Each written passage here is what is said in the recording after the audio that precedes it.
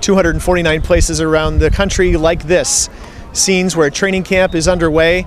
Guys now in helmets and pads, perhaps for the first time, first couple of days. We're going to be taking a tour through the Division III training camps here over the course of the rest of the week and the weekend and into next week here as D3Football.com goes on the road. We're starting here at the University of St. Thomas in St. Paul, Minnesota, where the questions are, how do they get back to the Stag Bowl? This is a program that's been there twice in the course of this decade. They've got their Offensive Player of the Year back as star running back. There's a lot of questions, but some of the questions are beginning to get answered. And there's a lot of question marks. Certainly a lot of people want to point to the quarterback because it's a singular position. Everyone pays attention to it. Alex Fenske did a phenomenal job. What I think a lot of people is they look back and they say, well, hey, you're going to replace a Joe Reed and an Alex Fenske and a Michael Alata, right?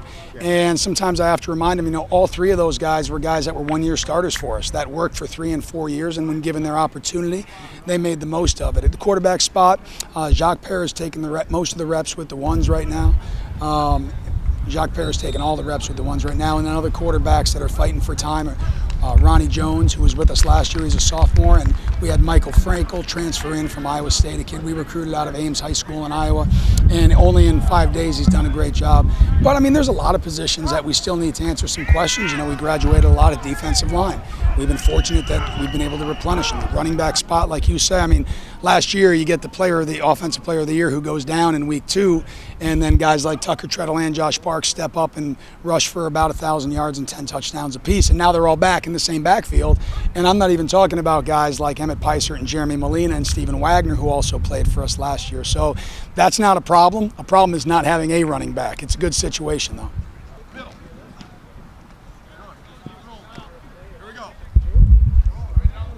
The shift we made in the offseason between 14 and 15 to get faster and more athletic and more explosive obviously has shown up. And it's also allowed us to create depth, because if the size is not the priority, we all know at Division III it's often tough to recruit size. Sometimes you got to grow into it. It allows us to do that. So right now our defense flying around faster than I've seen them. And I've been watching practices 4 and 5 and 6 from last year to try and get apples to apples. And it's fun to watch our guys out here. They're moving around really well.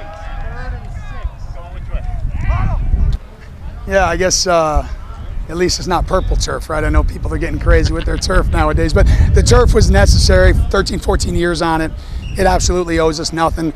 What we really realized was, when you're playing an average of 13 and a half games a year, and you got to get the snow off, and in December it really takes a toll. So very happy we were able to put this in. It certainly looks sharp. Field Turf did an amazing job, and the track, our administration said we want as much purple as possible. And look, how many places in society could you put something this largely purple in? In this context, it looks great, but they took advantage of it. It looks sharp.